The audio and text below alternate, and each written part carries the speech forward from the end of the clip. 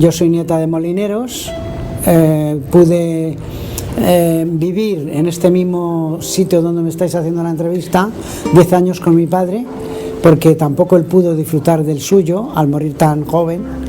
Entonces aquí los 10 años que estuvimos disfrutamos mucho, molíamos lo que se podía según los aires, etcétera, y es un recuerdo para mí que lo llevo muy profundamente en el corazón. Estos 3 de mi espalda, que son en el poniente, es Moriscote, Matacabras y Toledano. Cierzo y Ábrego, Hondo y Ábrego Fijo, que son los del norte, señalando. Y los que están detrás de ti, que son el saliente, se llama Solano Hondo, Solano Fijo y Solano del Mediodía. Estas 3 ventanillas que caen al sur, hay una cosa muy graciosa, que no muelen nunca, un molino nunca, las aspas están situadas encima de la puerta que cae, porque el sur no nos mandáis aire. Mi padre, aparte de ser hijo y nieto de molineros, era un artista como pintor, como molinero. Se había leído el Quijote muchísimas veces, cosa que me decía a mí: Lola, léete el Quijote, y yo era un poco perezosa y me leía solo el capítulo 8, el de los molinos.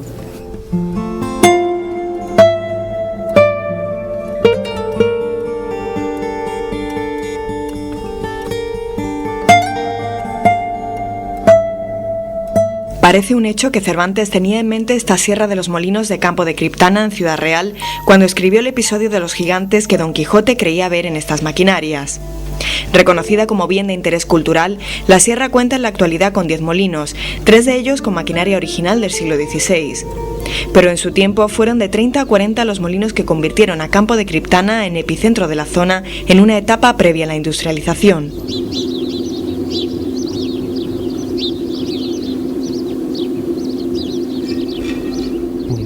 Ahora vamos a medir lo mismo con este palo de apoyo. Es precisamente en su calidad de instrumentos tecnológicos como los molinos se han convertido en objeto de interés para el Grupo de Investigación de Ingeniería Gráfica y Arqueología Industrial que dirige el profesor Rojas de la Universidad de Jaén, cuya idea básica es disponer de información gráfica que les permita estudiar tecnológicamente el molino.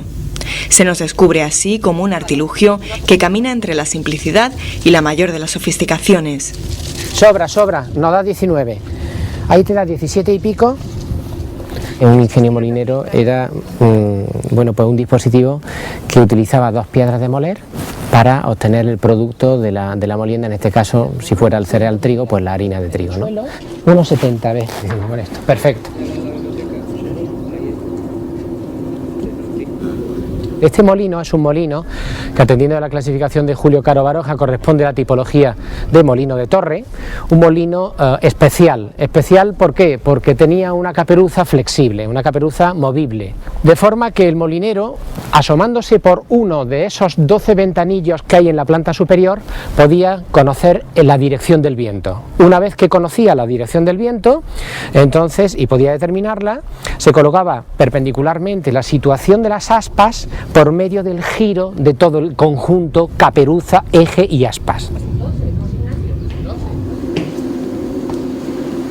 El mecanismo del funcionamiento de este molino es justamente la existencia de una rueda de enormes dimensiones, como se puede apreciar aquí, una rueda que tendremos que acotar convenientemente, que se llama rueda de puntería o catalina. En el funcionamiento, al ser solidaria la rueda de puntería respecto al eje, cuando el eje entraba en funcionamiento, esta rueda, por tanto, entraba en funcionamiento, y vemos en esta parte cómo esta rueda principal o rueda de puntería, como ya digo, engranaba con una rueda que se conoce con el nombre de linterna.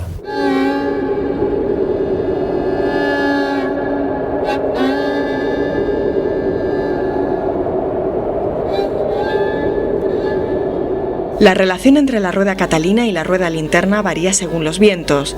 A mayor velocidad, como en los campos de Níjar en Almería, menor es esta relación, de 1 a 5, mientras que en los molinos manchegos la rueda catalina da una vuelta y la pequeña linterna 8 para lograr que las volandera y solera hagan bien su trabajo. Es solo uno de los detalles que demuestran que en el molino todo es pertinente, nada es gratuito, todo tiene un porqué tecnológico.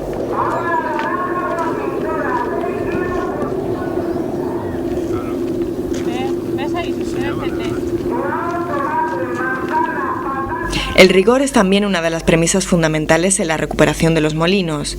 Los últimos dejaron de moler a mediados del siglo pasado y tras un tiempo de olvido se vuelven a rehabilitar ante el magnetismo turístico de gigantes como el Burleta, datado en 1555. En el año 88 se hizo una restauración, entre comillas, porque lo que se hizo fue demolerlo hasta el primer forjado, luego no se tuvo ningún cuidado al levantarlo, no se midió nada de lo que había, y de tal manera que ahora nosotros hemos tenido que volver un poco a devolverlo al original. En la anterior rehabilitación los ventanillos se habían colocado simétricos en el muro y nosotros lo que hemos querido es devolverle la autenticidad poniéndolos orientados a los vientos predominantes de esta zona como eran los originales. Era una costumbre muy, por lo menos aquí en Campo de Criptana, de firmar muchas obras de carpintería, y muchas obras de carpintería se ven firmadas. Aquí en este caso lo hizo con lapicero y está puesto 30 de junio de 1898, Campo de Criptana, Francisco Escribano. Francisco Escribano fue el último carpintero molinero real que trabajó haciendo molinos de viento nuevos.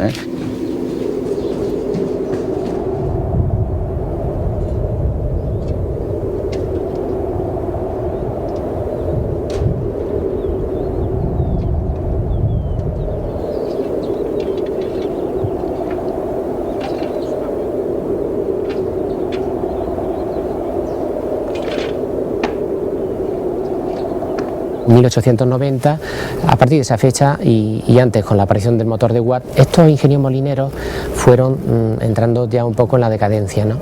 ¿Por qué? Porque los rendimientos energéticos eran mucho mejores utilizando otro tipo de energía y no la eólica, sobre todo con esta tecnología.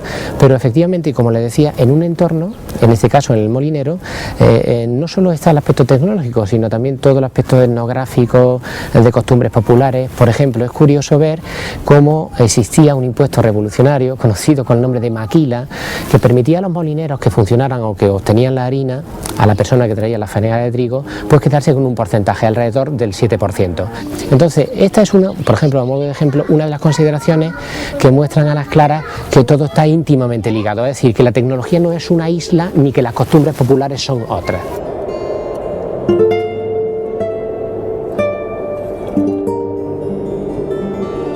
La vida era muy pobre, era de alpargate blanco, de telas de percal con pañuelos a la cabeza de hierbas. Yo, por ejemplo, mi padre era educado porque se había criado educadamente, pero el molinero rudo era ordinario, era de voz chica, molinero, tú, venga, súbete.